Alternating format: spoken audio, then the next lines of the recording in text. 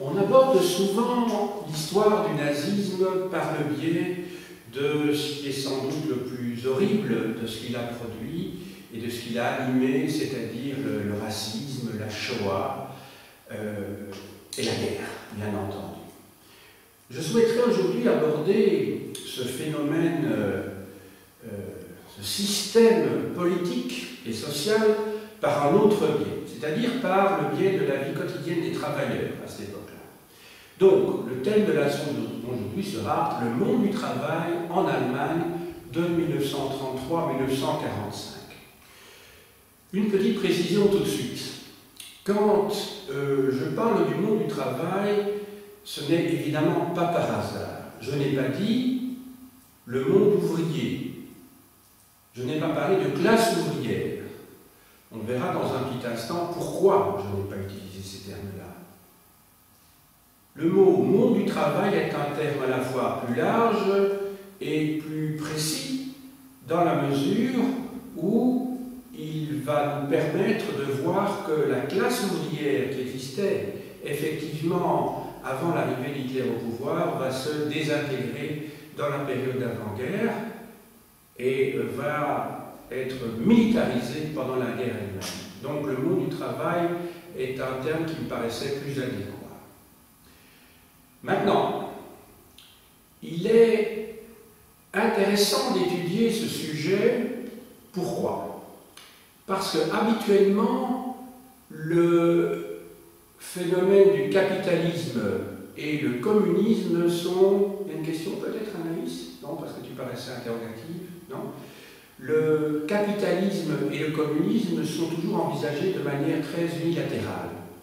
Et donc, on n'envisage pas au fond que le capitalisme puisse être libéral ou dirigé, de la même manière que le communisme peut être libertaire ou dirigé lui aussi.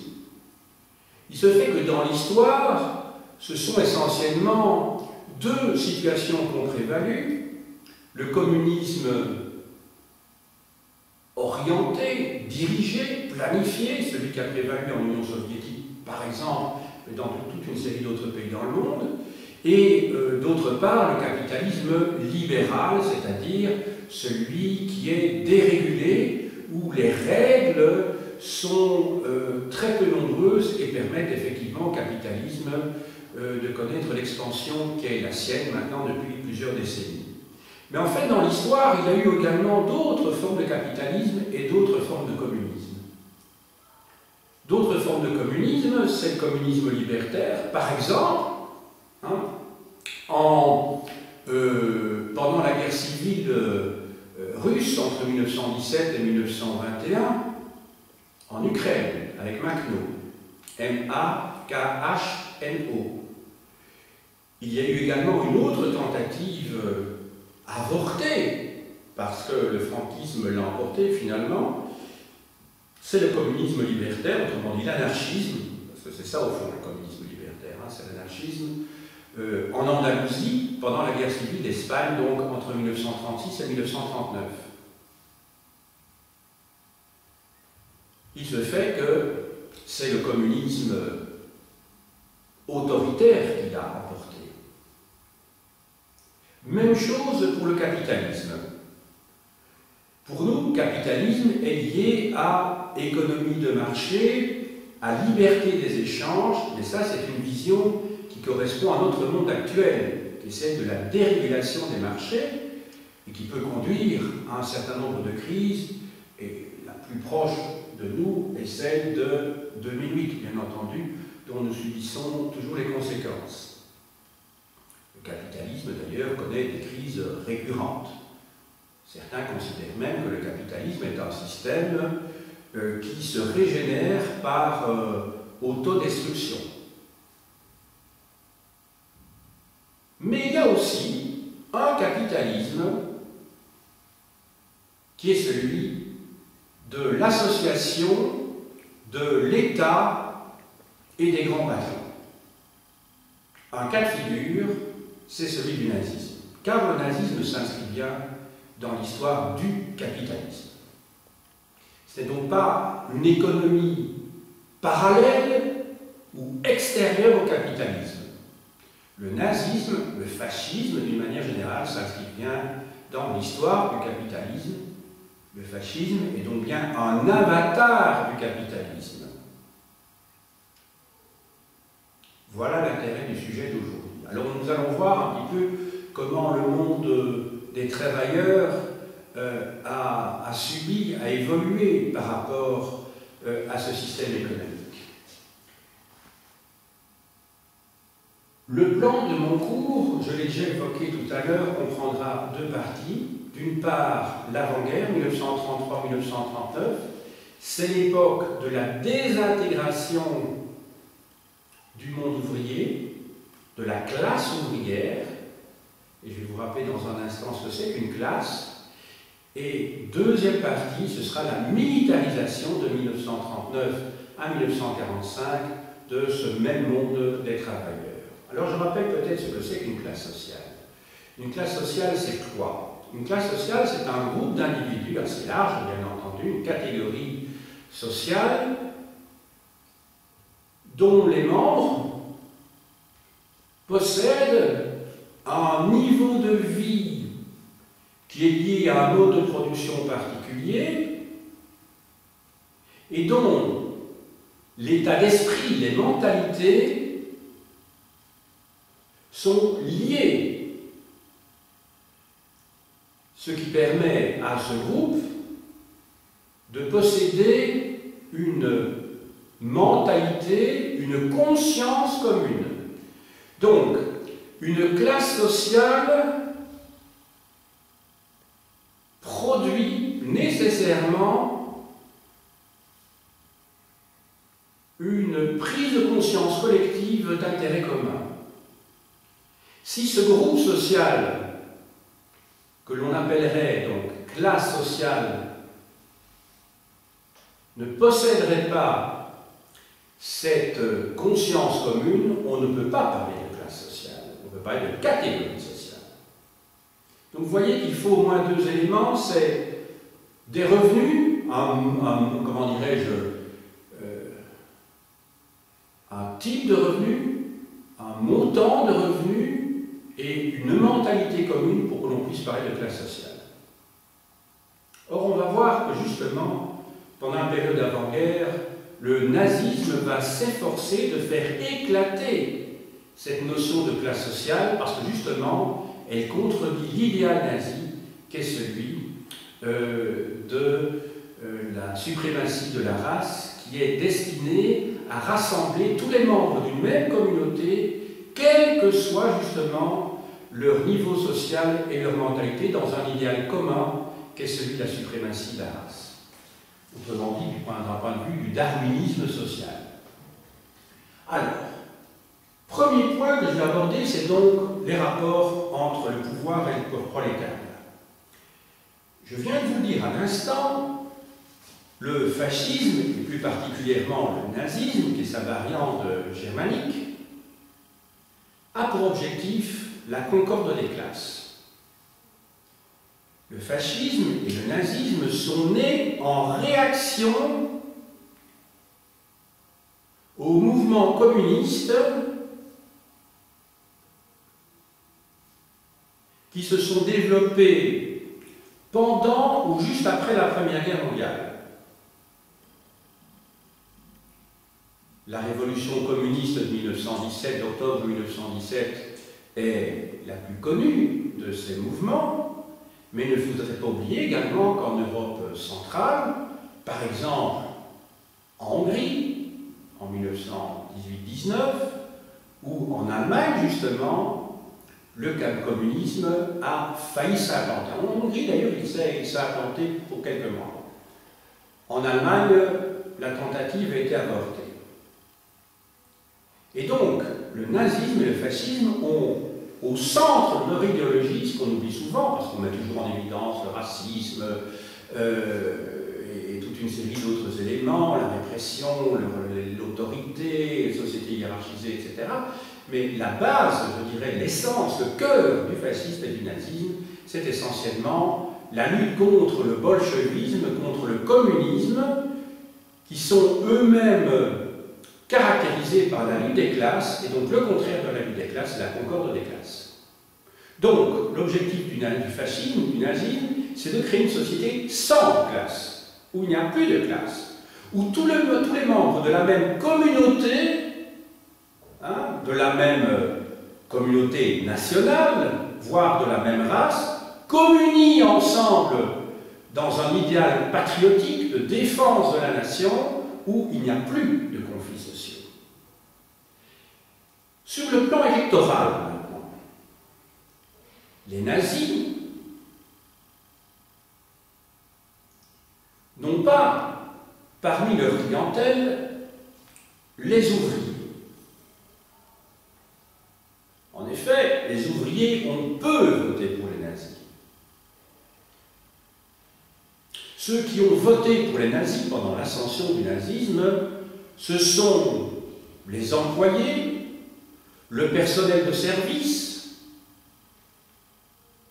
les classes moyennes, et il ne faudrait pas oublier aussi, c'est une part importante de l'électorat nazi, les paysans, qui, comme vous le savez, sont des conservateurs, et très attachés à la petite propriété.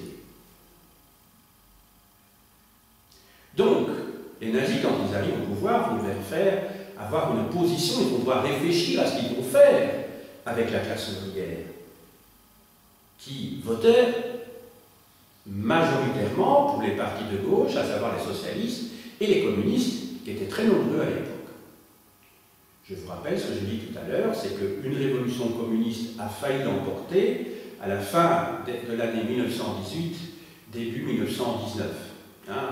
En novembre 1918, donc il y a eu des conseils ouvriers qui se sont constitués un petit peu partout en Allemagne, conseils ouvriers composés également de soldats, donc des conseils d'ouvriers et de soldats. C'est ce qu'on appelle la révolution spartakiste, en référence à Spartacus, qui est donc ce chef de Thrace qui, entre 73 et 71 avant Jésus-Christ, a mené une révolte d'esclaves dans la partie méridionale de l'Italie.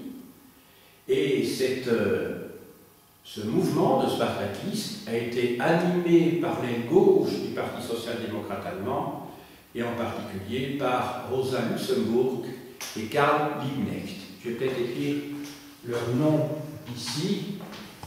Donc Rosa Luxemburg et d'autre part Karl Liebknecht.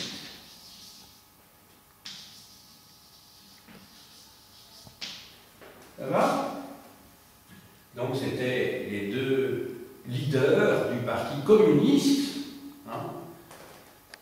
en Allemagne. Ils vont être assassinés donc en janvier 1919. Liebknecht, en fait, ça veut dire littéralement chevalier d'amour, si vous voulez, si on traduit littéralement. Quels sont les moyens maintenant que le parti nazi va utiliser par rapport aux travailleurs? Eh bien, comme toujours, et comme tout pouvoir, je dirais, c'est presque une recette qui relève de la zoologie, c'est d'une part la séduction et d'autre part l'autoritarisme, autrement dit, la contrainte. Vous savez que tout pouvoir joue sur ce double registre, celui d'essayer d'attirer à soi d'une manière douce, en essayant de procurer des avantages un groupe social donné, et si ça ne marche pas, on utilise également la contrainte et la répression. Alors, on va passer maintenant au programme que le parti nazi a mis en œuvre pendant l'avant-guerre entre 1933 et 1939 pour atteindre son objectif, je vous le rappelle, qui est celui de la concorde des classes. Alors, ce n'était pas sans intérêt de reprendre la chronologie à partir du moment où Hitler accède au pouvoir. vous ai préparé un petit tableau qui va de janvier 1933 à janvier 1934, donc qui s'étale sur un an. Et vous allez voir que les mesures qui vont être prises suite à l'accession au pouvoir des nazis couvrent finalement une période de temps relativement courte, puisque la plupart des mesures ont été prises au mois de mai 1933. C'est un moment clé, évidemment, dans l'histoire de l'installation de ce pouvoir politique nazi sur la société allemande. J'ai noté tout d'abord, parce qu'évidemment il y a un lien étroit entre les deux, qu'au mois de janvier 1933, le chômage en Allemagne est à son niveau le plus élevé. Alors tenez-vous bien, le niveau le plus élevé, ça veut dire entre 8 et 9 millions de chômeurs, ce qui veut dire 40% de la population active. Donc, ça permet de relativiser, mais ce n'est pas évidemment quelque chose qui doit nous rassurer pour autant, hein, quand on voit les chiffres du chômage actuels. Mais en tout cas, le chômage fait partie de ce système cyclique des crises du capitalisme. Donc, entre 8 et 9 millions de chômeurs. Je vous dis entre 8 et 9 millions parce que j'ai trouvé les deux chiffres dans des ouvrages qui me paraissent aussi faits par des personnes aussi spécialisées dans les deux cas, et je ne vois pas pourquoi je choisirais l'un plutôt que l'autre, donc je préfère vous donner ces deux chiffres. Ensuite, le 30 janvier, après les premières élections, il va y en avoir un petit peu plus tard, d'autres, Hitler est nommé chancelier, c'est-à-dire Premier ministre de l'État allemand, par le président de l'époque, qui est octogénaire, très âgé, qui est le maréchal von Hindenburg. Je vais l'écrire au tableau, là aussi. Donc c'était Paul von Hindenburg. Voilà.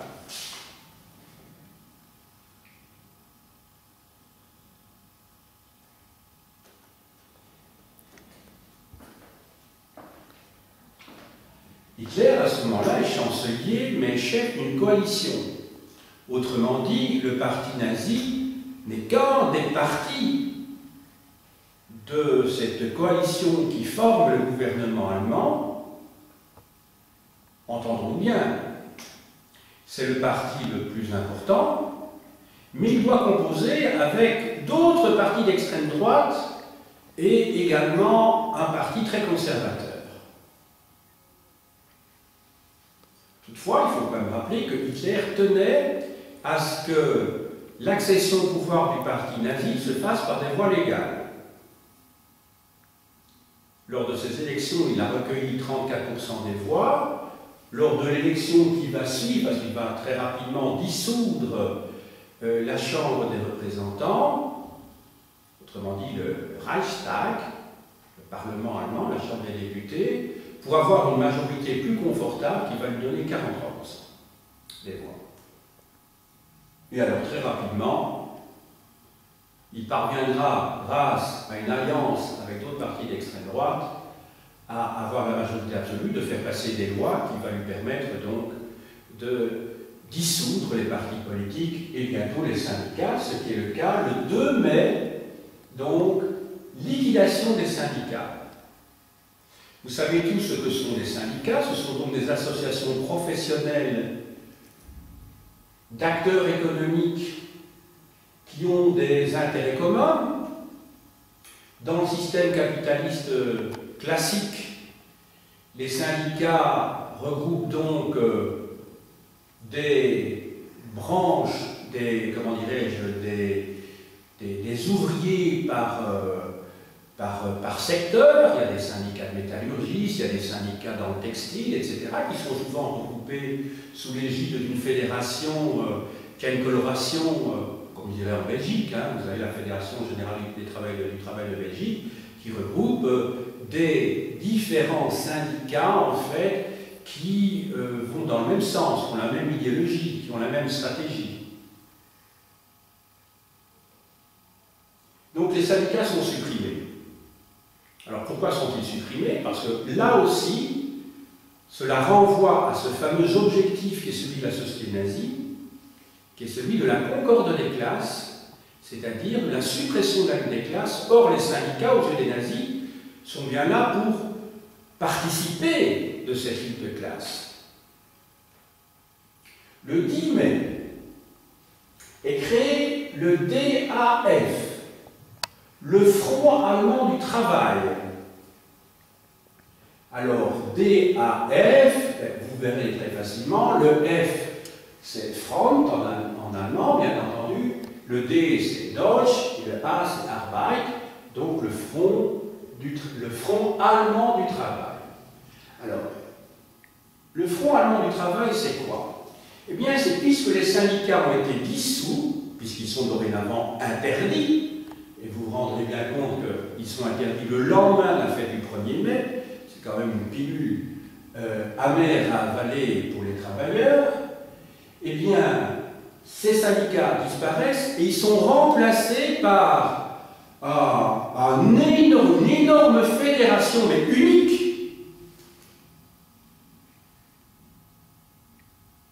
pour toute l'Allemagne, et regroupant tous les travailleurs, quel que soit leur secteur. Donc c'est un syndicat d'État, si vous voulez. C'est un syndicat d'État unique.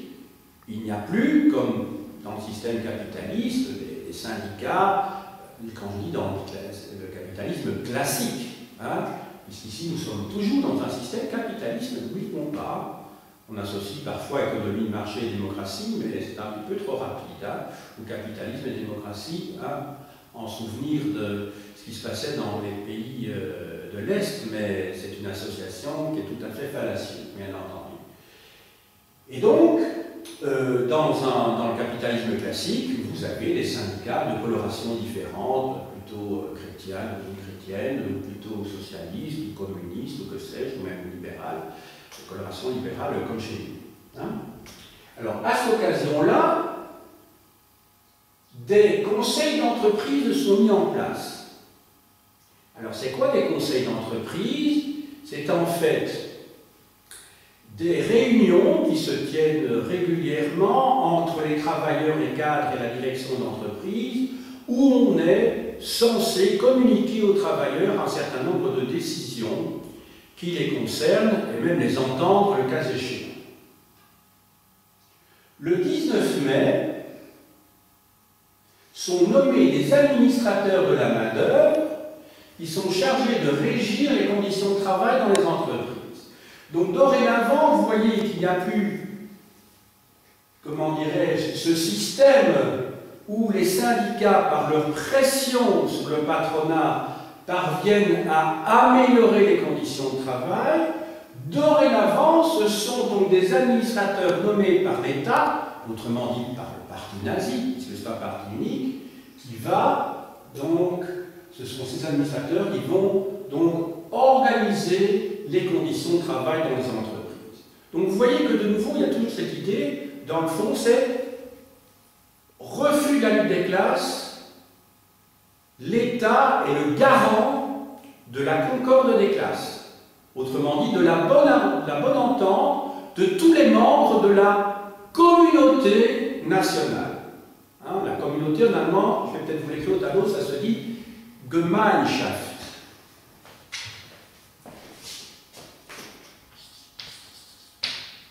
C'est un mot très important. Hein.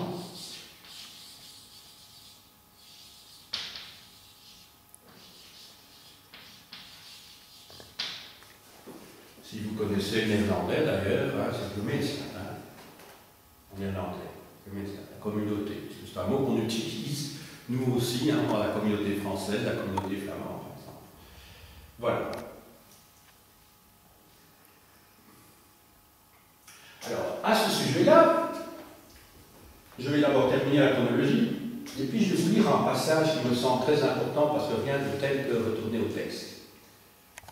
En janvier 1934, le 16 plus précisément, est promulguée la loi sur l'organisation du travail national qui comprend deux pans principaux, Elle détermine, cette loi, le blocage des salaires, ce qui veut dire qu'à partir de janvier 1934, les salaires vont être bloqués au niveau qui était le leur au moment le plus aigu de la crise, c'est-à-dire quand ils étaient les plus bas. Ensuite, deuxième élément, c'est que les négociations collectives, c'est-à-dire les accords qui pouvaient être passés entre le patronat et la classe ouvrière, sont supprimés. Donc, quand on voit tout ceci, suppression des syndicats, création d'une fédération unique, mais d'un syndicat, je dirais, un méga syndicat d'État. En fait, c'est une fédération, mais unique. Ensuite, les conditions de travail ne sont plus discutées entre les travailleurs et le patronat, mais sont régies par des représentants d'État, des administrateurs de la main-d'œuvre. Vous voyez qu'il y a blocage des salaires et enfin suppression des négociations collectives. On voit bien qu'on est ici bien dans une dictature, dans un État totalitaire. Je vais vous lire maintenant un petit passage. Il n'y a pas de problème de luminosité là, parce que je crains qu'avec. Non? Soleil? Sinon, je demanderai peut-être de bouger un peu les rideaux. Là. Je crains que ça remonte dans un instant. Alors, je vous montre un ouvrage qui est évidemment la Bible du nazi, un ouvrage qu'on ne trouve plus, hein, qui théoriquement, je crois que c'est l'année prochaine que Mein Kampf pourra de nouveau être mis sur le marché, si mes souvenirs sont bons, ou même cette année-ci, je ne sais plus très bien. Donc c'est Mon combat d'Adolf Hitler. Donc ici, je vous montre l'édition française, la seule édition française à ma connaissance qui soit parue. Alors cet ouvrage fait 700 pages.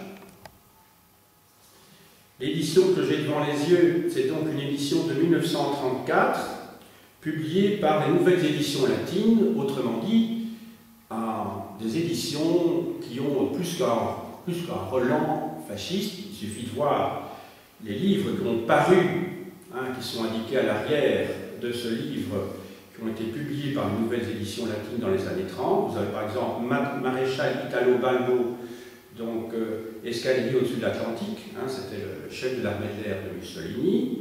On trouve également de Giuseppe Bottai, ministre des corporations, l'expérience corporative, etc.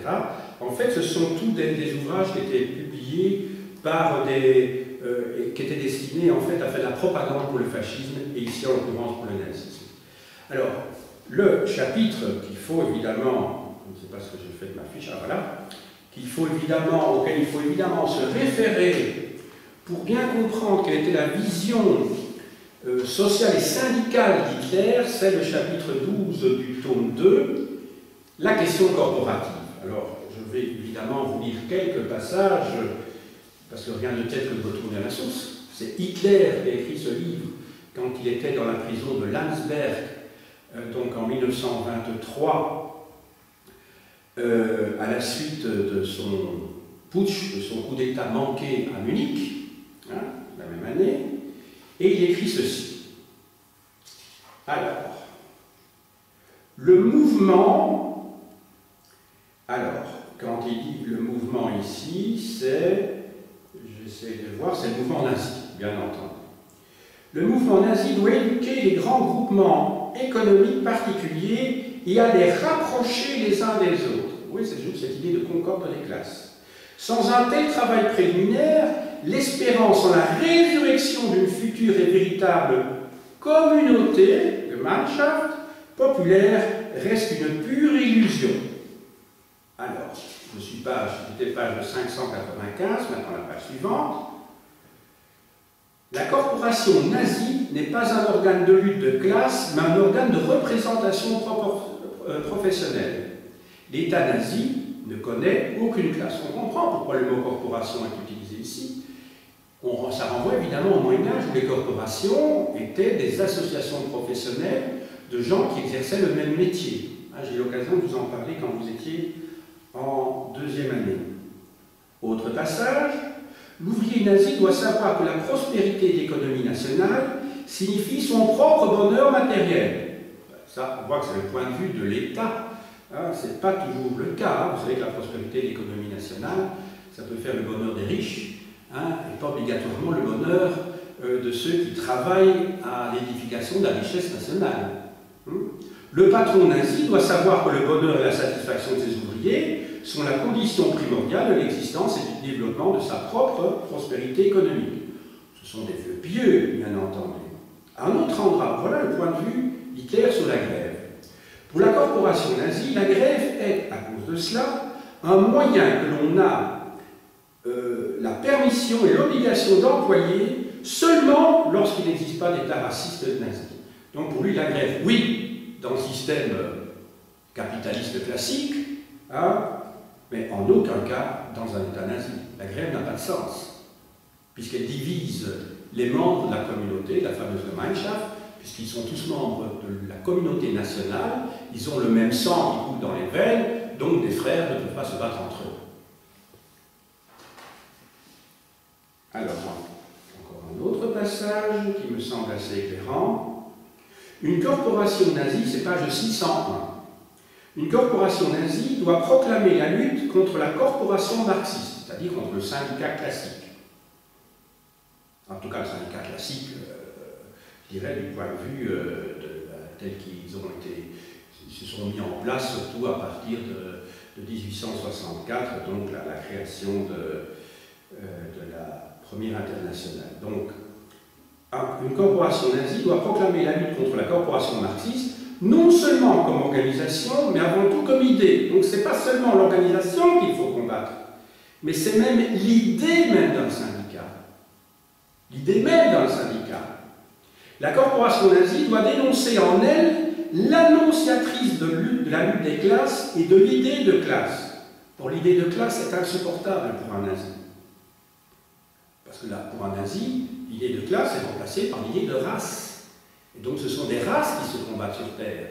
C'est un point de vue, je dirais presque darwinien, c'est le darwinisme social, c'est-à-dire qu'il y a des races sur Terre, certaines sont destinées à dominer les autres, un petit peu comme dans la nature, il y a des espèces qui sont destinées à dominer les autres, il y a des proies et des prédateurs, et il n'y a que ça sur Terre. Les races ne sont rien d'autre que des proies ou des prédateurs. Donc, la corporation nazie doit à sa place devenir la protectrice des intérêts professionnels de la bourgeoisie allemande. Bien de la bourgeoisie allemande. Donc on voit tout de suite à qui s'adresse le nazisme et à qui s'adresse Hitler. Évidemment, c'est en 1923. C'est seulement 10 ans qu'il sera au pouvoir, mais tout son programme se trouve là-dedans. Alors j'en reviens maintenant au programme en deux phases. Je vous ai dit d'abord, ou je vous dis plutôt maintenant, la bataille pour l'emploi. La bataille pour l'emploi. Alors, bataille pour l'emploi, c'est évidemment un must, c'est une nécessité impérieuse pour les nazis. Pourquoi c'est une nécessité impérieuse? Je vous ai dit que Hitler a été élu au mois de janvier 1933, à un moment où le chômage est à son niveau le plus élevé, plus de 8 millions de travailleurs allemands, c'est-à-dire 40%, donc les 2/5 des citoyens allemands sont au chômage, il est élu, on peut penser qu'il est entre autres élu pour ça, en tout cas pour certains d'entre eux, et donc, pour certains de ses électeurs, et donc pour lui, il se rend compte que le seul moyen de mettre, comment dirais-je, de réaliser le programme du parti nazi, c'est évidemment de supprimer le chômage.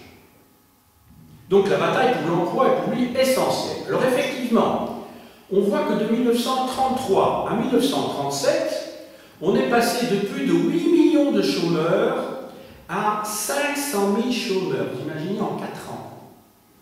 Passer de plus de 8 millions à 500 000. Donc 500 000 chômeurs pour une société comme la société allemande, on peut dire que ce sont des taux, des pourcentages qui sont ceux du plein emploi. Vous allez me dire, oui, mais il y a encore 1 million de gens qui n'ont pas d'emploi, d'accord, mais le plein emploi, c'est quand on arrive à 1 ou 2%, si vous voulez, de la population sans emploi. Donc on considère que c'est un chômage, je dirais, normal. Parce que tout simplement, il y a le temps qu'on trouve un emploi, comment dirais-je, on perd son emploi, quand on trouve un autre, il y aura toujours quelques centaines de milliers de chômeurs. Ça fait partie, je dirais, de la logique du marché de l'emploi, tout simplement. Donc c'est ce qu'on appelle le plein emploi. Voilà. Or, il se fait que, à cette époque-là, donc entre 1933, quand on arrive en 1937, Hitler va devoir même changer son fusil d'épaule parce que dans le nazisme, les femmes sont censées être des collaboratrices des hommes, si je puis dire, avec une fonction bien déterminée dans le cadre racial, c'est-à-dire que les femmes sont censées être des mères de famille à la maison, elles ne travaillent pas à l'extérieur. Ça va? Et il avait résumé ça par les fameux 3 cas, hein? C'est-à-dire le cas de l'église, Kirche, hein? Le cas pour cuisine, c'est Küchen, et puis vous aviez le cas de Kinder, donc pour les enfants. Donc c'était ça la théorie des 3 cas. Or, il se fait que, dans les faits, le besoin de main-d'œuvre est tel qu'il va falloir changer, modifier l'idéologie de ce point de vue-là, et que les femmes vont être poussées à travailler elles-mêmes, parce qu'on va avoir besoin d'elles dans le marché du travail, dans le marché de l'emploi.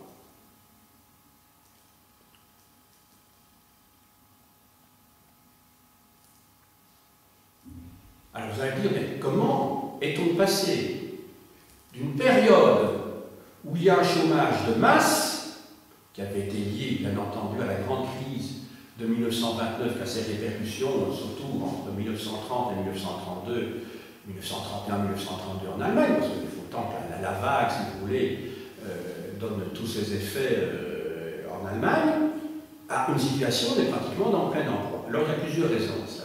Il ne faut pas chercher une seule raison, il y en a plusieurs. Et parmi ces raisons, il faut savoir que Hitler, au niveau de sa politique économique, n'a pas vraiment innové. Il a poursuivi en fait les mesures sociales, les mesures économiques et les mesures sociales qui avaient déjà été appliquées à l'époque de la République de Weimar. Je l'ai écrit ici au tableau, Weimar.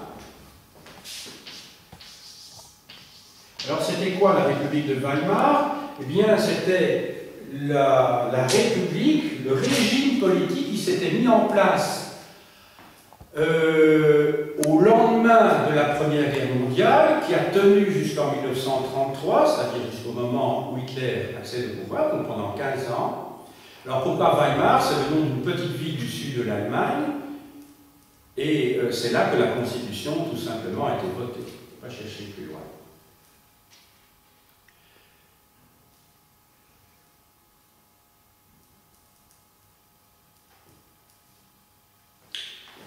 Alors, qu'est-ce que j'étais en train de vous dire en tout dernier lieu pour que je ne me répète pas?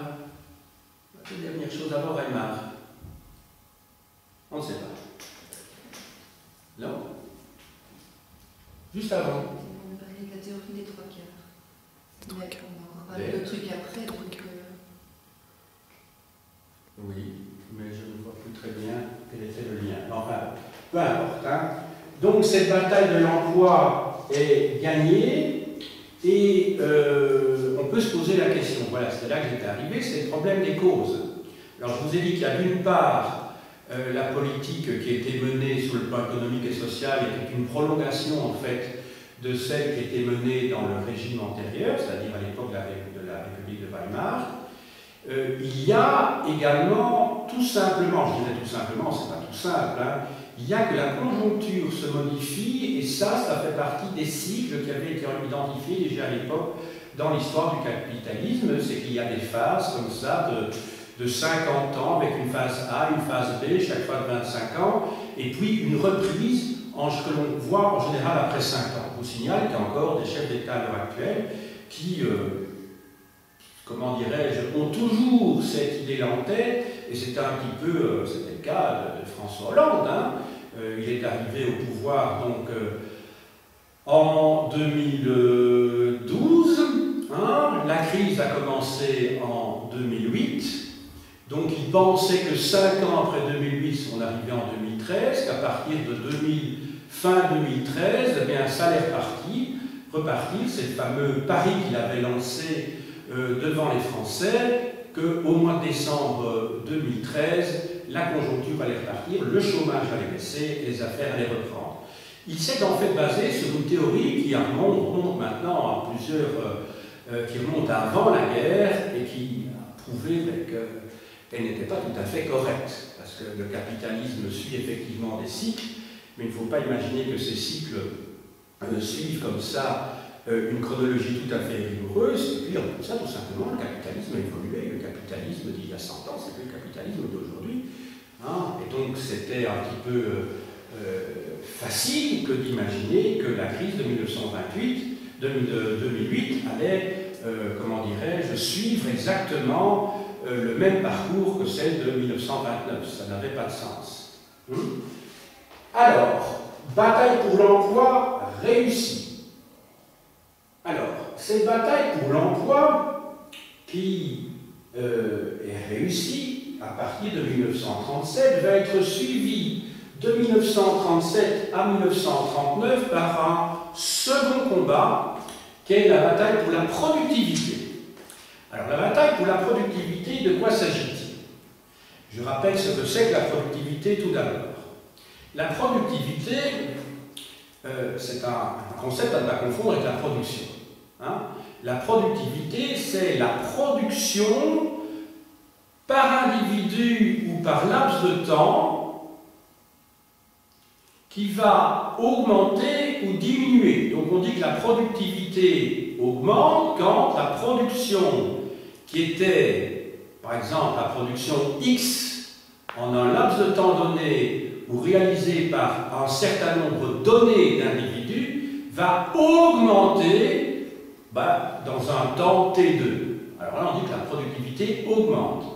Si la production reste la même avec le même nombre d'individus pendant un laps de temps, on va dire qu'elle stagne. Sinon, on va dire qu'elle diminue. Ça va? La production peut augmenter sans que la productivité augmente. Vous comprenez ce qui se passe? Dans ce cas-là, ça veut dire que dans une usine, suite par exemple, je ne sais pas, à l'injection de capitaux nouveaux, on va produire plus, tout simplement, tout en n'ayant pas innové sur le plan technologique et en n'ayant pas investi, par exemple, dans la recherche, en n'utilisant pas de nouvelles machines. Là, la production, hein, dans ce cas-là, elle va augmenter par le simple fait qu'il y a des capitaux supplémentaires qui ont permis l'expansion d'entreprises.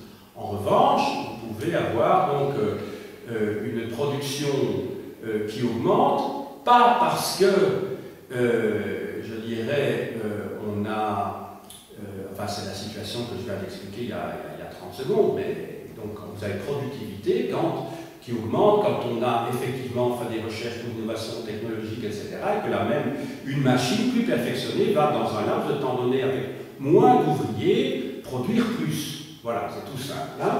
Ça, je crois que c'est une notion que vous connaissez, bien sûr. Hein. Mais le tout, c'est de pouvoir bien l'expliquer à vos élèves. Hein. Alors, bataille pour la productivité. Alors, on va tout d'abord rationaliser la production. La rationalisation est évidemment un facteur important de l'augmentation de la productivité. On rationalise. Alors, ce système de rationalisation avait déjà été mis au point au début du siècle par un ingénieur américain qui s'appelait Taylor, T-A-Y-L-O-R, et ça avait été appliqué, entre autres, dans une série d'usines, en particulier dans les usines Ford. Hein, mais le Fordisme, c'est pas le Taylorisme. Hein, le Fordisme, ça va encore plus loin. C'est quand les ouvriers dans une usine rationalisée voient leur salaire augmenter pour acheter les produits de l'usine elle-même. Hein, c'est le cas des fameuses voitures produites par Henry Ford. Hein, comme il avait augmenté le salaire des ouvriers, ben, son objectif c'était qu'ils achètent les produits même dans l'entreprise. Oui, c'est un système c'est le serpent qui se mange la queue, mais qui permet d'augmenter la production, hein, d'augmenter la rentabilité. Et, voilà, c'est un système un petit peu fou, évidemment. Alors, ce système d'augmentation de la productivité nous renvoie évidemment à un film qui est tout à fait contemporain de cette période-là, c'est les temps modernes, avec Charlie Chaplin, un film qui date de 1936. On voit à quoi sont réduits finalement les individus de travailler comme des bêtes. Ils sont tout à fait... ils deviennent étrangers à leur travail, puisque eux-mêmes ne participent plus au processus de créativité, de création des objets qu'ils produisent. Ils en sont réduits à être des prolongements de la machine, autrement dit. Quand on voit Sherlock est en train de serrer les boulons, et il devient vraiment aliéné, pas seulement dans le sens qu'il est étranger à son travail, mais il est étranger à lui-même, puisque quand il sort, il voit une grosse dame qui a 2 boutons, qui se trouvent des boutons donc, pour s'habiller, sur le dos de sa robe derrière, et quand il la voit, il a tout de suite envie de tourner les 2 boutons, tout simplement parce qu'il fait ça toute la journée, donc il n'est plus lui-même, il est devenu fou. Donc il est devenu aliéné au sens où l'on parle d'aliénation, de folie. Voilà, bataille pour la productivité. Alors, cette bataille pour la productivité va permettre effectivement d'augmenter fortement, comment dirais-je, la production. Autre élément qui permet de produire davantage et même mieux, c'est de faire participer les travailleurs au processus de production en les mettant dans des conditions plus favorables pour produire plus. Pas du tout parce qu'on a de la sympathie pour les travailleurs ou parce qu'on a de l'humanité à leur égard et que l'on pense à leur bien-être. Tout simplement, on se dit que pour pouvoir produire plus, il faut aussi que les travailleurs se sentent bien. Alors, qu'est-ce qui a été créé? Il y a tout d'abord, on va essayer d'améliorer leurs conditions de vie sur leur lieu de travail. Et celui qui va devenir bientôt le ministre de l'Armement, alors Speer, ça c'est tout aussi. Je ne sais pas si vous voyez, c'est S-P-E-E-R, Speer.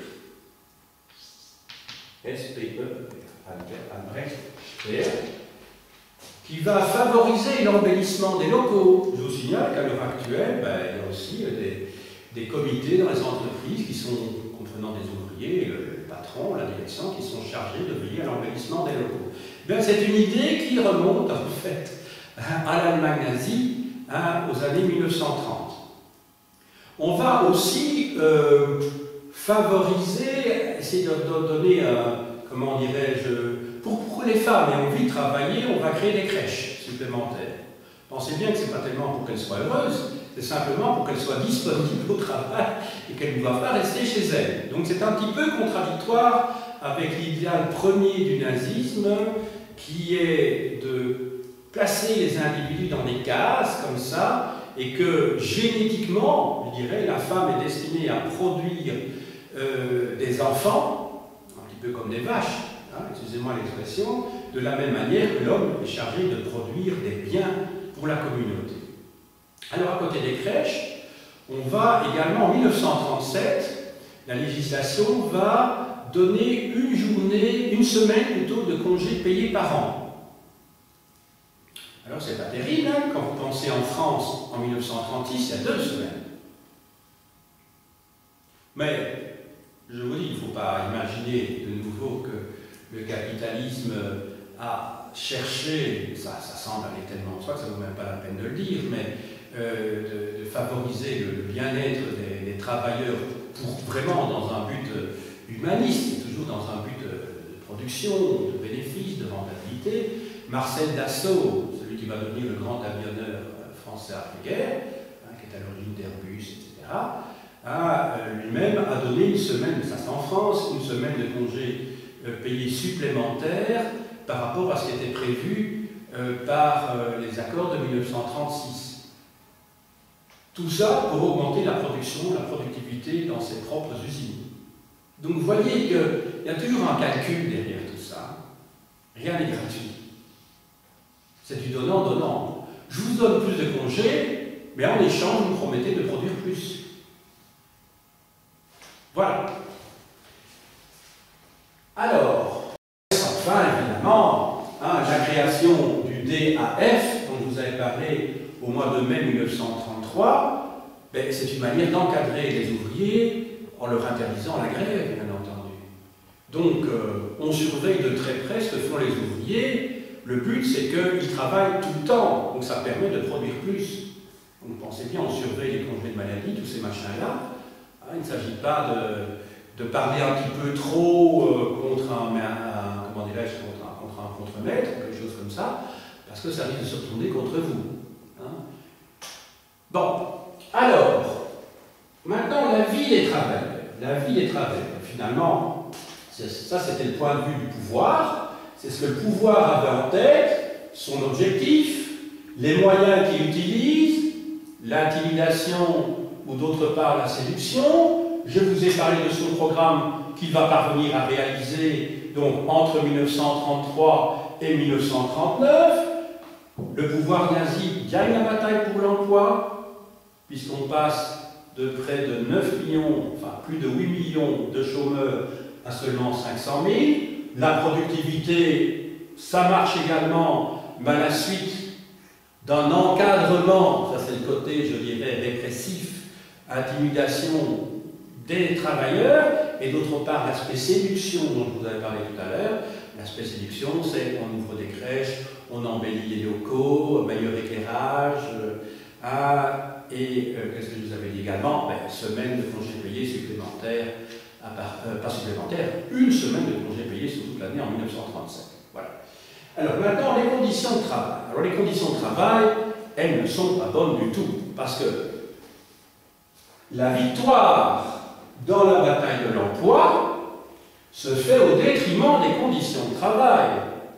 On vous donne du travail si vous acceptez de bas salaires, c'est-à-dire des salaires qui sont ceux de leur niveau le plus bas au moment de la crise. Donc vous voyez, c'est un petit peu du donnant-donnant. Vous avez du travail si vous acceptez des bas salaires. Les conditions de travail, en plus de ça, ne sont pas bonnes. Je ne vais pas dire l'applaudissement des locaux, mais enfin, c'est quand même relativement secondaire. Ça va? Alors, il faut savoir que c'est seulement en 1939 que les salaires vont rejoindre ceux de 1930-31. Donc il va falloir attendre près de 10 ans. Mais ça ne veut encore rien dire. Est-ce que pour autant, parce que l'on retrouve le niveau des salaires la période la plus dure de la crise, est-ce que pour autant le niveau de vie des Allemands a augmenté? Non. Parce qu'entre-temps, les impôts ont augmenté, entre-temps, il a fallu payer des cotisations, par exemple, au syndicat, enfin, au parti nazi. Donc il y a toute une série d'éléments qui font que dans les faits, le niveau de vie n'augmente pas réellement. Vous savez, il y a toujours votre salaire théorique, autrement dit le brut, et puis il y a votre salaire réel, c'est celui que vous pouvez utiliser après déduction des charges différentes. Les versements pour votre pension, éventuellement, pour vos impôts, etc. Donc finalement, c'est le salaire net qui vous intéresse.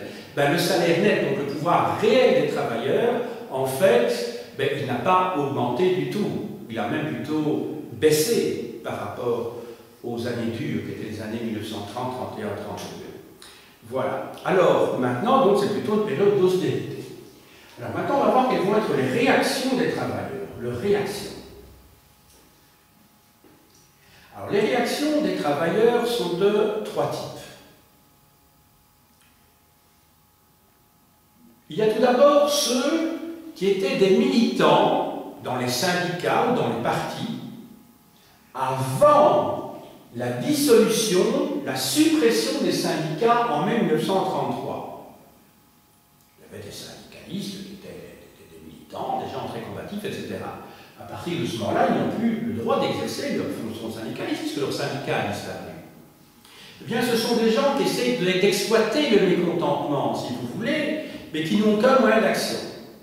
Alors, deuxième catégorie de gens, ce sont les opportunistes. Vous savez, les opportunistes, bon, moi j'ai été syndicaliste pendant de nombreuses années dans ma carrière, j'en ai rencontré beaucoup, ben, ce sont ceux qui, finalement, qui s'adaptent à tout. Ils s'adaptent à tout. Si le pouvoir est dur, ben, le moyen de s'en sortir, c'est d'être près du pouvoir, de frotter la manche du pouvoir. Hein, si les choses vont bien, ben, on essaie d'être bien avec les syndicalistes, et de temps en temps, même si on n'est pas membre du syndicat, on demande au renseignement, tu pourrais pas me dire combien je vais gagner pour ma pension, etc. Donc ce sont des gens qui s'adaptent à toutes les situations.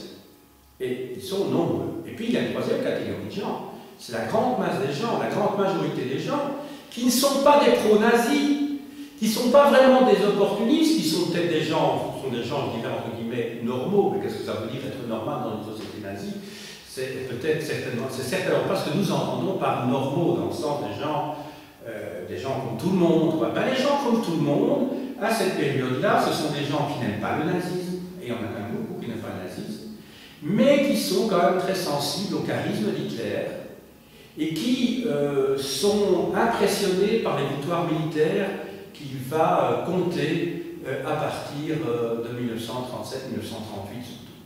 Hein, il va y avoir l'annexion des Sudètes, il va y avoir d'abord l'annexion d'Autriche, l'annexion des Sudètes, l'annexion de la Tchécoslovaquie, et puis à partir de septembre 1939, la guerre contre la Pologne, et puis tout ce que vous savez par la suite. Hein, je ne vais pas vous faire un cours sur la Deuxième Guerre mondiale, vous en aurez un par la suite, enfin bon. Hein, mais aujourd'hui, vous avez bien compris que moi, ce qui m'intéresse, ce n'est pas d'aborder le nazisme par le biais ou par l'angle par lequel on l'aborde toujours, c'est-à-dire par la guerre, par le régime répressif du système, par la propagande, par, comment dirais-je, la répression des juifs, etc. C'est évidemment essentiel, c'est très très important. Mais moi j'aborde le monde du travail qui est un aspect qui est en général moins traité et qui vaut à mes yeux la peine d'être vraiment approfondi parce que c'est au cœur du projet nazi.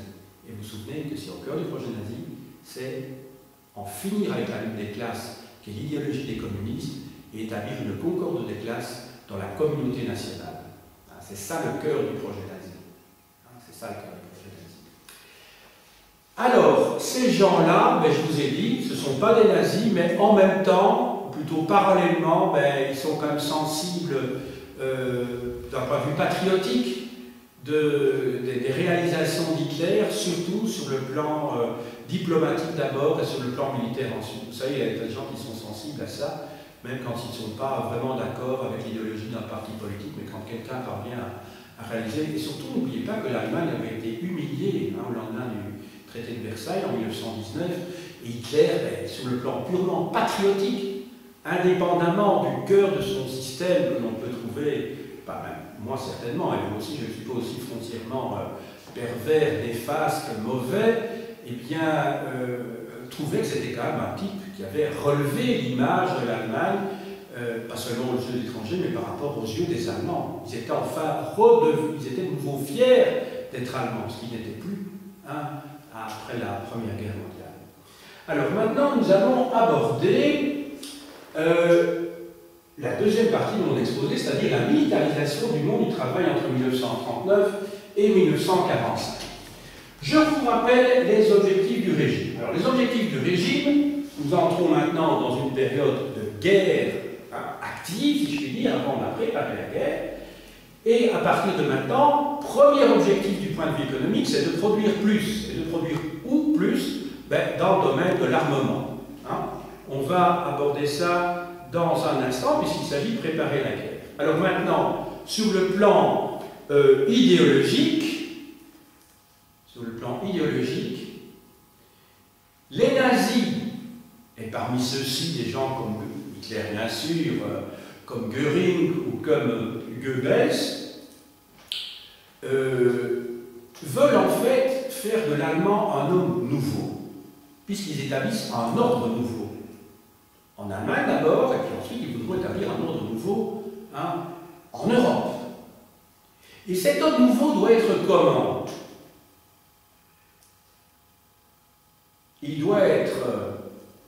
Ça doit être un homme qui fusionne en lui-même deux natures, si vous voulez, mais qui est en fait la même nature pour les nazis. C'est d'une part d'être en même temps un travailleur et en même temps un soldat.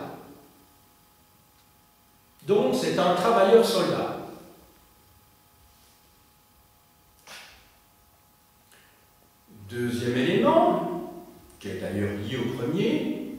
c'est que l'objectif final, ça c'est Goebbels qui l'a dit, c'est que il s'agit de créer une société où il n'y a pas des classes qui sont en lutte les unes contre les autres, deux classes, d'après l'idéologie marxiste, la classe des dominés contre la classe des dominants, hein, des oppresseurs et des opprimés, mais où il s'agit de créer une société où tout individu est en concurrence avec ses semblables.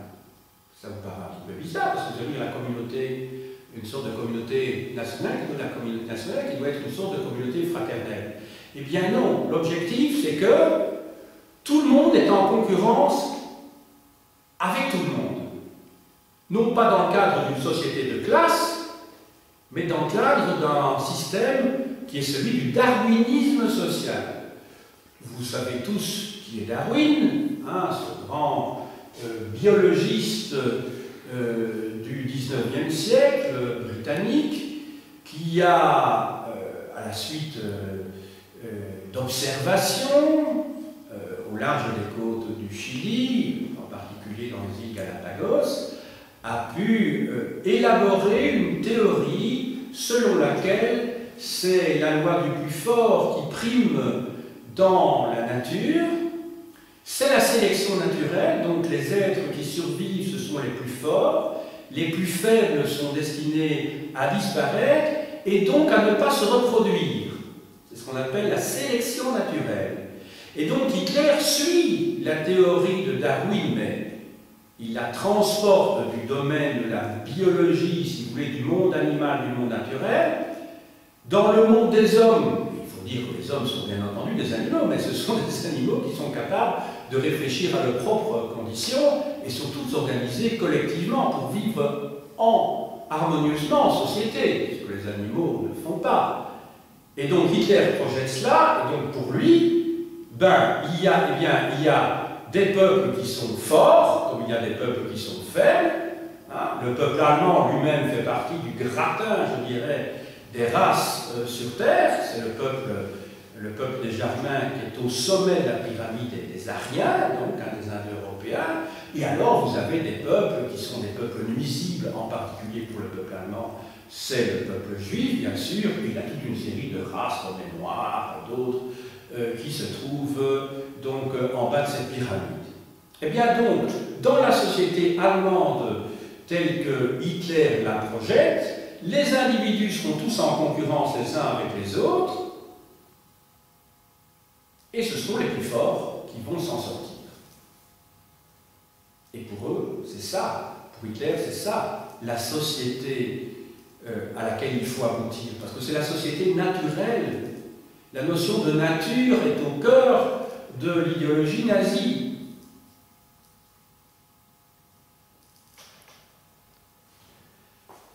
Alors, ça c'est pour les objectifs du régime. Alors, ensuite, quand on voit les choses du côté des travailleurs, on va voir d'abord quels ont été leurs effectifs. Alors, ils vont beaucoup varier, évidemment. Alors, en 1939-1940, les ouvriers, plutôt les travailleurs, vont se voir amputés d'une grande partie de leurs membres. Pourquoi? Bien parce que 3 millions d'Allemands vont être appelés sous les drapeaux pour participer à la conquête de l'Europe.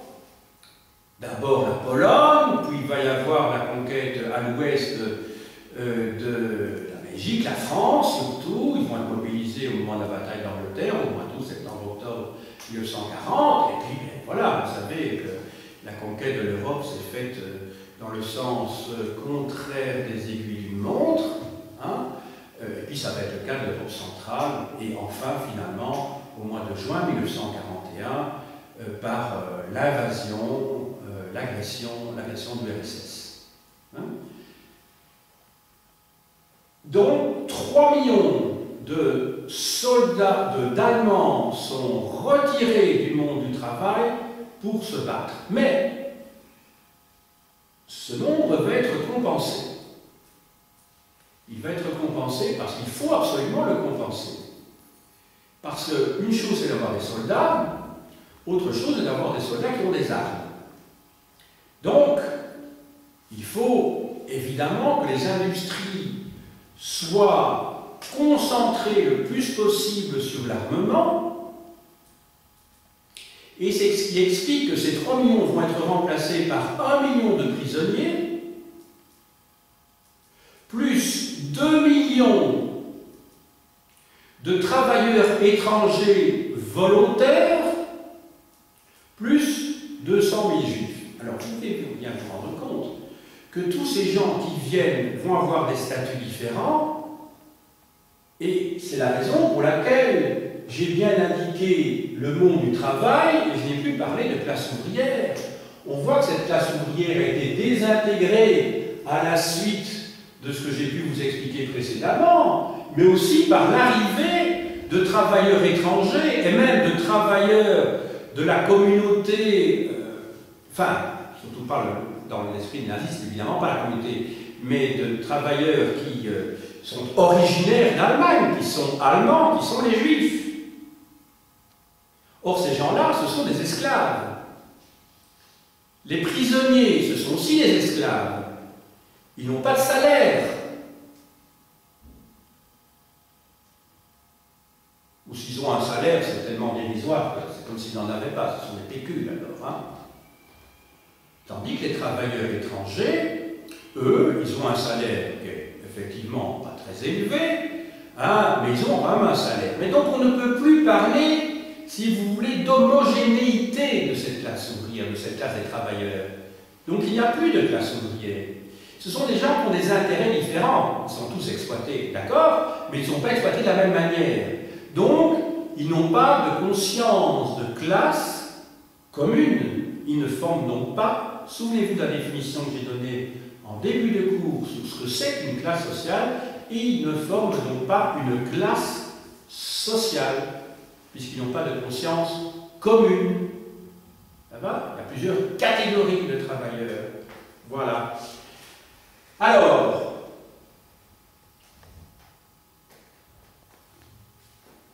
de 22%, en 1939, les travailleurs, les gens, les ouvriers, les gens qui travaillent dans l'armement vont passer à 50%. Donc vous imaginez un pays où 50% des gens travaillent à fabriquer des armes. Alors l'armée, elle s'est trouvée devant une situation, plutôt le haut état-major, devant une situation ambiguë et curieuse, parce qu'en même temps, ils ont besoin d'armes, mais ils ont besoin de soldats aussi. Et donc, ils n'apprécient pas que l'on retire de leur régiment un certain nombre de soldats, parce qu'on a besoin de techniciens et d'ouvriers pour produire des armes. Mais, je veux dire, les deux sont intimement liés, donc ils n'apprécient pas, mais ils se rendent compte que quelque part, c'est un petit peu indispensable. Ça ne sert à rien d'avoir des soldats si on n'a pas d'armes. Entendu? D'autant que les patrons sont très réticents dans le domaine de la métallurgie, de la sidérurgie, à devoir lâcher un certain nombre de leurs ouvriers pour qu'ils aillent combattre sur les différents terrains d'opération.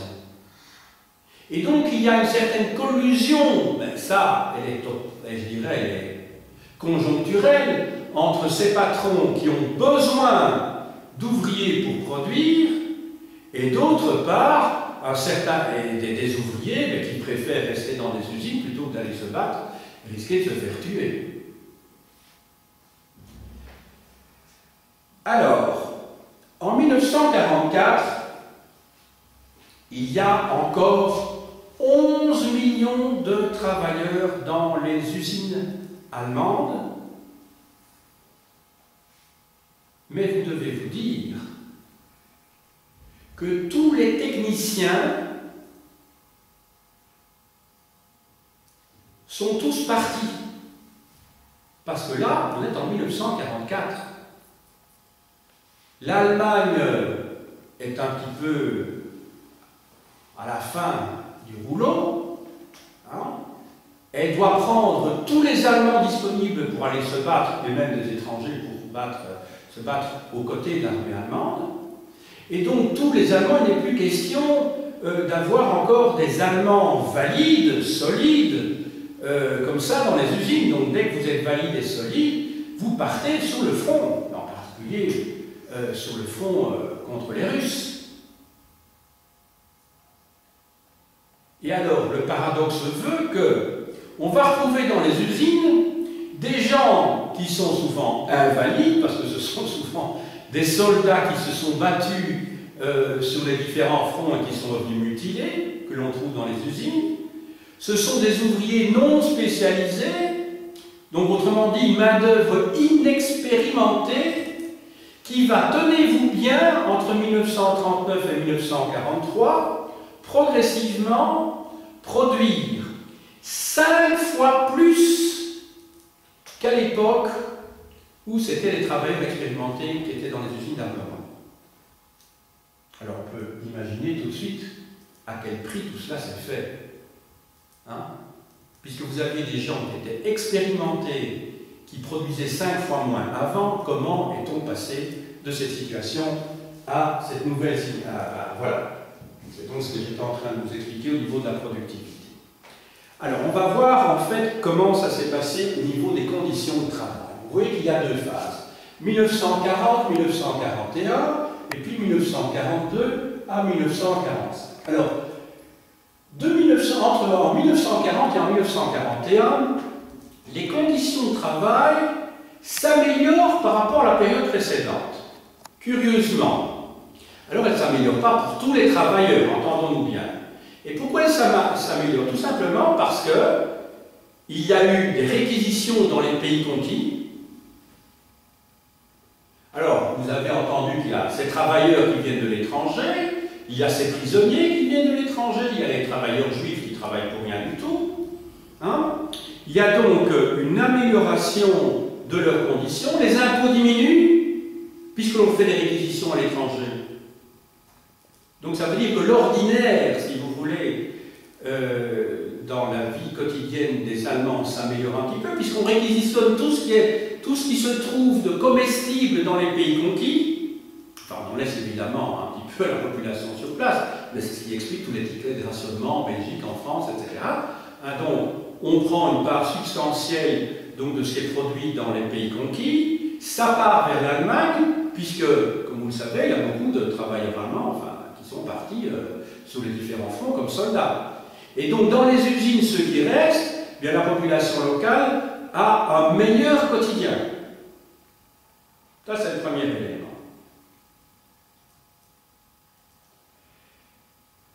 Alors, il y a une catégorie de travailleurs qui est également privilégiée. Ce sont les métallurgistes. Tiens, comme par hasard. Pourquoi les métallurgistes? Évidemment, parce que ce sont ces gens-là qui travaillent dans les industries d'armement. Et là, ils voient, pendant la période considérée ici, 1940-41, une augmentation de 15% de leur salaire.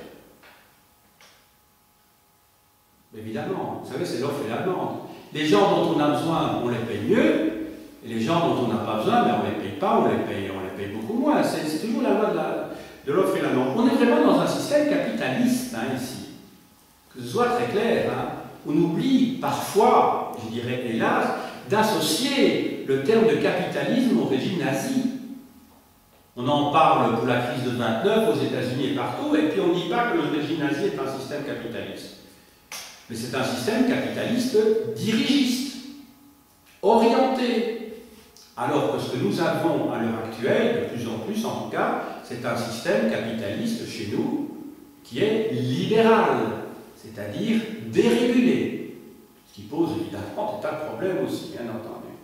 Je ne ferai pas évidemment de comparaison pour demander lequel des deux capitalismes est le plus sympa. Hein. C'est plus sympathique, ça n'a pas de sens. Hein. Voilà. Alors, entre 1942 et 1945, il y a détérioration. Alors, détérioration à tout point de vue. Alors, il y a détérioration des conditions de vie, et en particulier dans la durée des prestations des travailleurs dans les entreprises. Tenez-vous bien, à partir de 1942-43, on va arriver à une moyenne, je dis bien pour les travailleurs allemands, de 60 heures de travail par semaine, et pour les travailleurs étrangers volontaires, entre guillemets, mais à cela il faut ajouter également les travailleurs français et belges où le système du travail obligatoire, le STO, a été imposé, eh bien eux, ils devront travailler 70 heures par semaine.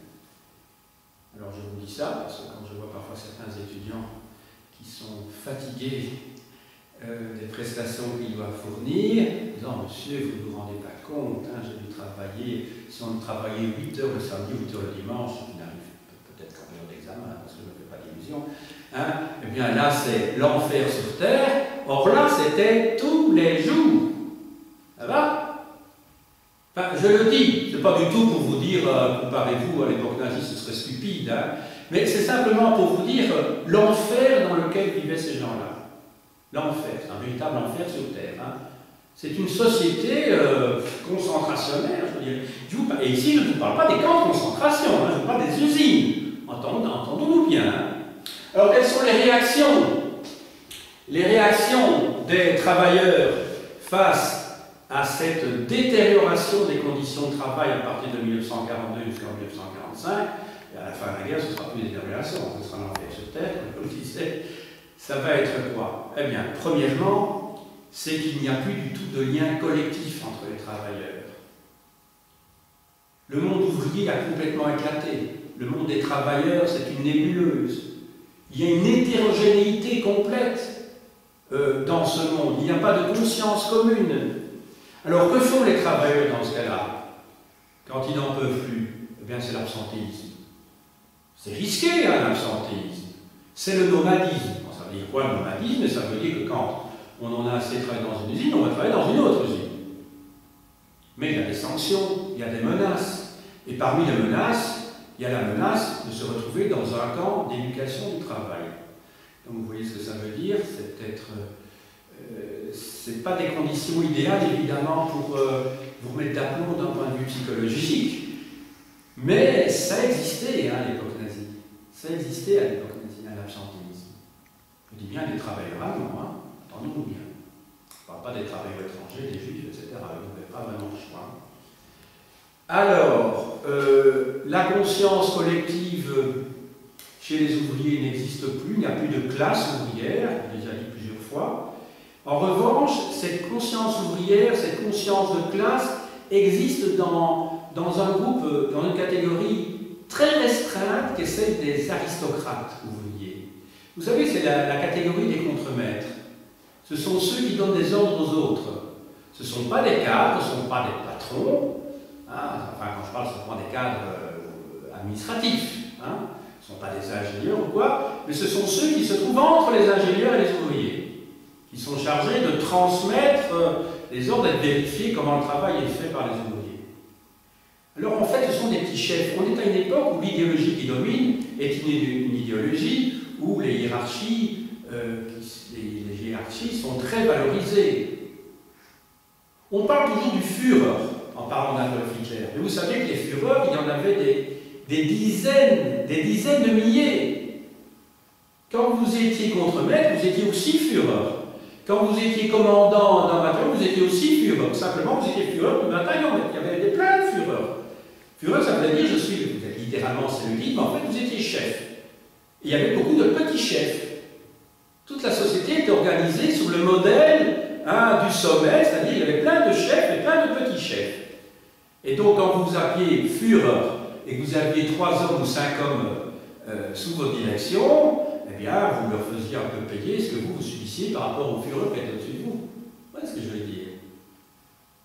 Et donc, ces gens-là ont quand même ont un sentiment de fierté parce qu'ils ont en dessous d'eux des prisonniers, des travailleurs non qualifiés, éventuellement des juifs, etc. Et donc, en fait, ils ne font que reproduire, je dirais, le système social sous une forme dans le cadre d'un microcosme, qui est le leur. Alors, il ne faudrait pas imaginer qu'il n'y ait pas eu de résistance dans le monde des travailleurs pendant la Deuxième Guerre mondiale. Il y a eu une résistance, il y a eu des résistances, il y a plusieurs formes de résistance, mais il y en a une il ne faudrait évidemment pas négliger, comme ça a été fait peut-être à une certaine époque, c'est la résistance des communistes, des travailleurs, des ouvriers communistes. En 1933, tous les partis, je dirais, soit sont dissous, soit s'autodissolvent, soit interdits, soit disparaissent d'eux-mêmes. Il y en a qui ont décidé de se saborder eux-mêmes et voilà, on supprime notre propre parti. Hein? Eh bien, les communistes, c'est pas parce que leur parti a disparu qu'eux n'existent plus en tant qu'individus. Ils ont continué pendant 12 ans, entre 1933 et 1945, à combattre à l'intérieur même du système les mesures qui étaient prises, l'organisation nazie, mais très peu sont restés libres, évidemment, jusqu'à la fin, parce qu'ils étaient très souvent identifiés après un certain temps, et soit ils disparaissaient dans un camp de concentration, parce que c'était la voie naturelle, j'ai bien dit de concentration, je n'ai pas dit d'extermination. Vous savez qu'il y avait 3 types de camps. Il y avait les camps de prisonniers, pour ceux qui étaient des combattants qui avaient combattu l'Allemagne sur le plan purement militaire, c'était des camps de prisonniers. Il y avait les camps de concentration qui étaient destinés aux opposants au régime, et les camps de concentration à l'origine étaient destinés aux opposants politiques allemands. Donc quand on a créé le premier camp de concentration allemand à Dachau, D-A-C-H-A-U, hein, c'était pour les opposants allemands. Par la suite, les camps de concentration ont également accueilli, entre guillemets, des résistants d'autres pays. Donc c'était tous ceux qui constituaient une menace, qui étaient suspects aux yeux du régime. Donc c'était des communistes, des socialistes, des libéraux, des prêtres, des pasteurs, des francs-maçons, etc. Donc il faut bien savoir qu'on trouvait des tas, tous ceux qui étaient une menace pour l'ordre établi nazi. Donc ici, je vous parle bien de camps de concentration, je ne vous parle pas de camps de prisonniers pour les militaires, je ne parle pas de camps d'extermination. Les camps d'extermination, c'était, comme vous le savez, pour les juifs et pour les tziganes. Ceci dit, certains camps de concentration étaient tellement durs qu'ils devenaient parfois, même si ce n'était pas l'objectif premier, des camps de la mort, parce que le travail était tellement dur, on leur donnait tellement peu à manger, ils avaient froid, ils avaient faim, il y avait des épidémies, que des tas de gens mouraient dans les camps de concentration. Voilà. Alors, nous arrivons tout doucement à la fin, c'est-à-dire aux conclusions. Alors, la première des conclusions, c'est même celle qui s'impose, c'est la conclusion majeure que j'ai eu l'occasion d'évoquer en spirale constamment dans mon exposé, c'est que le monde du travail est un monde tout à fait hétérogène. Ça veut dire que vous avez des travailleurs qui ont une situation qui est très différente de leurs semblables qui travaillent également dans les usines, tout simplement parce que soit ce sont des prisonniers, soit ce sont des juifs, soit ce sont des étrangers, etc. Et aussi au sein même des travailleurs allemands, parce que le régime s'est appliqué entre 1933 et 1939 à casser véritablement la conscience de cette classe ouvrière.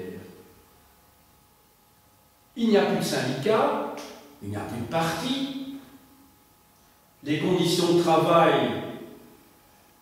ne sont plus entre les mains, ne sont plus discutées par les syndicats, les salaires ont été bloqués, il ne reste plus grand-chose. Souvenez-vous de tout ce que j'ai pu vous dire à ce niveau-ci dans la première partie. Ensuite, on a vu de 1939 à 1945, à partir du moment où l'Allemagne rentre dans une économie de guerre au sens strict, c'est la politique de l'armement qui prime surtout. Les ouvriers sont devenus de véritables machines. Tout à l'heure, j'ai évoqué le film Étant moderne de 1936 de Charlie Chaplin. J'aurais pu évoquer également un autre film qui, lui, est vraiment un film d'anticipation, qui date de 1927 et qui s'appelle Métropolis. Alors, je ne sais pas si vous avez vu ce film Metropolis. C'est un film de Fritz Lang.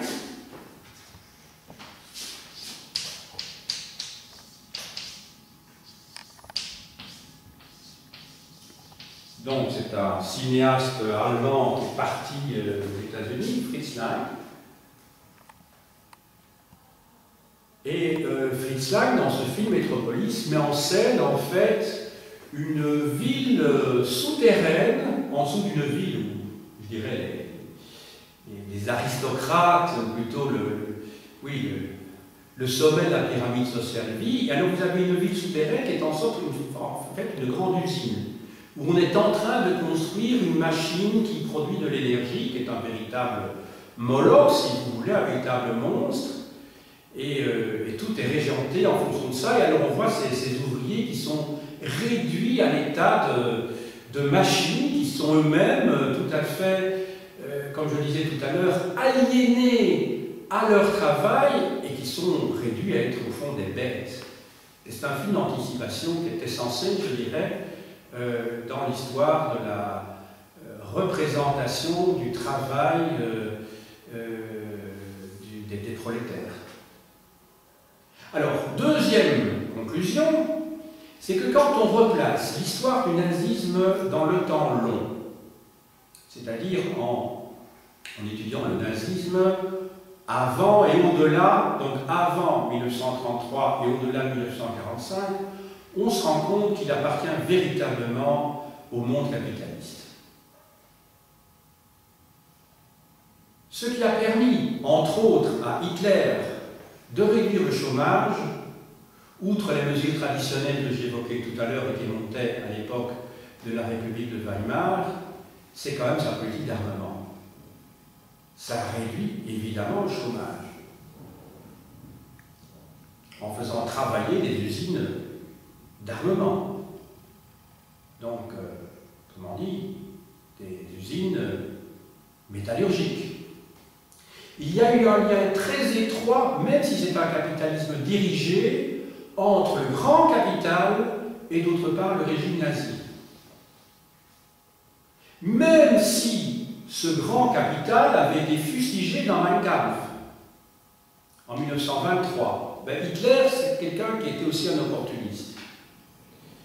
On a une idée d'Hitler d'un dogmatique comme ça, et il était, sans aucun doute, quelqu'un qui avait une vision des choses et qui n'en départissait pas, mais il était capable également, comment dirais-je, de transiger. Il s'est rendu compte qu'il avait besoin des grands capitalistes pour financer son parti,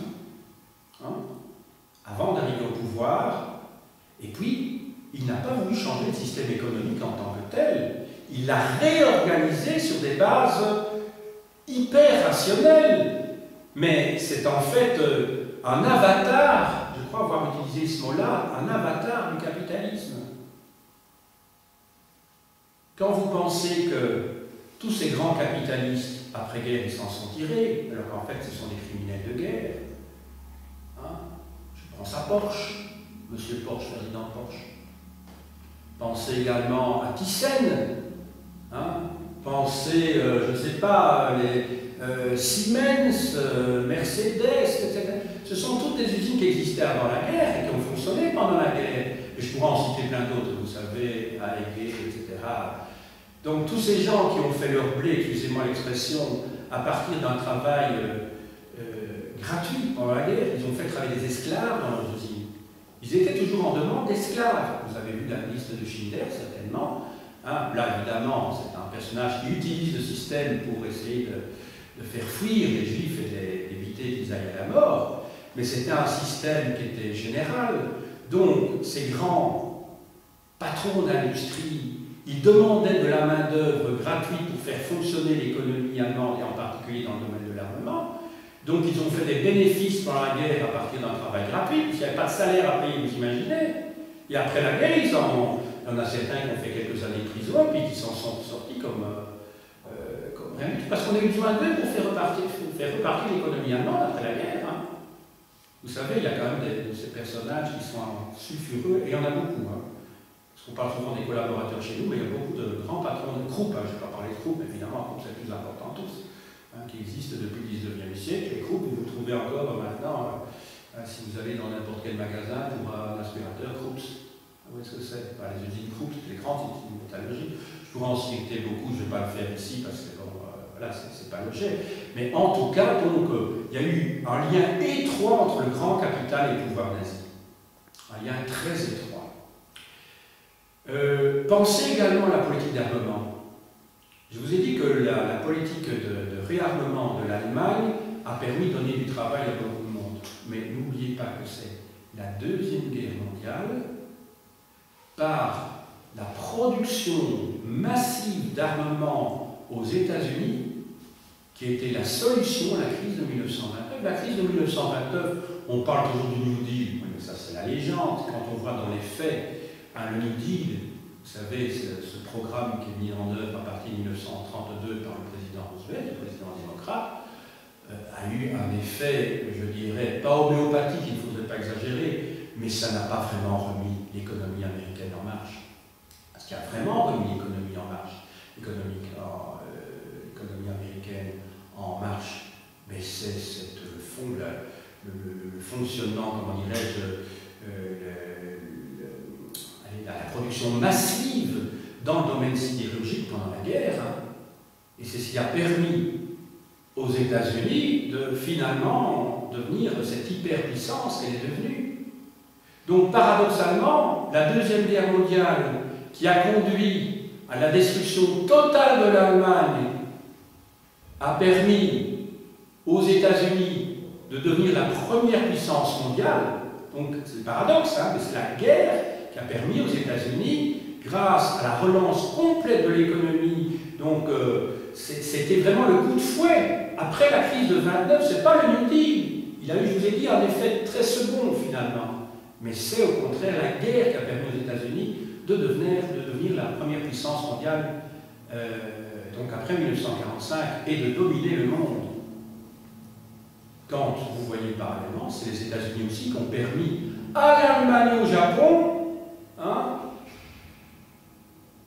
de renaître après la Deuxième Guerre mondiale, au point que, après les États-Unis, vous aviez comme deuxième puissance économique mondiale le Japon, jusqu'il y a peu de temps, parce que maintenant c'est la Chine qui a pris la deuxième place, mais c'était le Japon, suivi par l'Allemagne. Donc les trois grandes puissances économiques mondiales vont être entre les années 60 et les années 90, disons, pendant plus d'une trentaine d'années. Ça va être le vainqueur de la Deuxième Guerre mondiale et d'autre part les deux grands vaincus. C'est quand même un petit peu curieux. Je vous montre maintenant rapidement quelques ouvrages. Alors, tout d'abord, de François Dreyfus, l'Allemagne contemporaine, 1815-1990, Presse universitaire de France.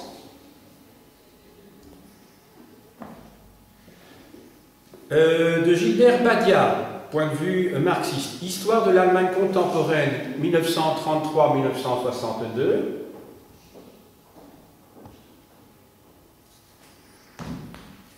Dans la collection Autrement, Atlas historique du Troisième Reich, 1933-45, la société allemande et l'Europe face au régime, au système nazi, de Richard Overy, collection Atlas Mémoire, ouvrage très pédagogique que je vous recommande vivement,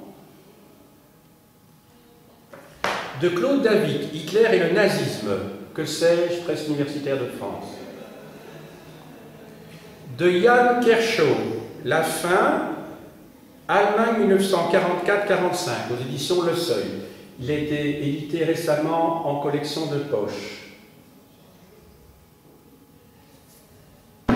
Du même auteur, Qu'est-ce que le nazisme? Problèmes et perspectives d'interprétation en folio Histoire. De Pierre Essoberi, qui était professeur à Strasbourg, La question nazie, les interprétations du national-socialisme, 1922-1975. Collection Point au Seuil. Du même auteur, La société allemande sous le Troisième Reich, 1933-1945, dans la collection Point Histoire. Alors ça, c'est un ouvrage que je vous recommande vraiment pour le sujet qui a été traité aujourd'hui. En tout cas, il y a plusieurs chapitres qui sont consacrés au thème d'aujourd'hui. Alors, le numéro de la revue L'Histoire de septembre 2014, donc très récent. Alors, les femmes dans le système nazi. Donc, c'est la revue du mois passé, septembre 2014. Alors, toujours dans la collection Point Seuil, les années 30 de la crise à la guerre. Alors, ça concerne un petit peu l'Allemagne, mais surtout le cas de la France. Vous voyez quand même en couverture Hitler et Mussolini, donc c'est au cœur de notre propos. Alors, présenté par Marc Ferraud, entouré de toute une série de grands spécialistes, Nazisme et communisme, deux régimes dans le siècle, collection plurielle. De François Furet et Ernest Nolte, Fascisme et communisme dans la collection plurielle, la même que précédemment. Alors là, c'est un échange de correspondance entre deux grands spécialistes du sujet. Alors, de Pascal Horry dans la collection Tapus, du fascisme. Il étudie le concept de fascisme de manière très intéressante. Alors, un ouvrage que j'aime beaucoup, de Daniel Guérin, sur le fascisme, fascisme et grand capital dans la petite collection Maspero. C'est un ouvrage auquel j'adhère par les thèses, d'autant plus qu'il développe, d'autant plus qu'il a été écrit dans les années 30, c'est-à-dire dans le vif. Alors, dans l'histoire générale du socialisme, le tome 3 de 1918 à 1945, aux presses universitaires de France, vous avez évidemment un chapitre sur le parti social-démocrate, enfin le parti socialiste allemand, et sur la condition ouvrière pour la période concernée. Alors, de Joseph Rowan, Histoire de la social-démocratie allemande, collection du Seuil, enfin édition du Seuil plutôt. Alors, sur la révolution communiste de 1918, de Gilbert Badia, qu'on a vu tout à l'heure pour son histoire d'Allemagne, les Spartakistes, 1918, l'Allemagne en révolution. C'est aux éditions Aden. Très bon petit livre. Alors, d'Alfred Döblin, le grand écrivain allemand, aux éditions Agone, novembre 1918, une révolution allemande. Je vous conseille en particulier le tome 4, Karl et Rosa. Vous vous doutez bien qu'il s'agit de Karl Liebknecht et de Rosa Luxembourg. Je vous le conseille vivement. Alors, de Derban, en fait, il s'agit d'un pseudonyme pour Bertrand Sassois, qui est un des militants communistes qui faisait partie des cellules communistes combattantes, qui a été plus de 14 ans en prison en Belgique. Il a écrit, donc sous ce pseudonyme, La résistance communiste allemande 1933-1945 aux éditions Aden. Alors, de Henri Michel, les deux tomes de son livre sur la Seconde Guerre mondiale aux presses universitaires de France. Bon, sur la Seconde Guerre mondiale, je vous dis tout de suite, vous trouverez des tas d'ouvrages. Je vous l'apporte parce qu'il s'agit d'une somme, bien qu'elle soit peut-être un petit peu vieillie, puisqu'elle date de 1968. J'ai dit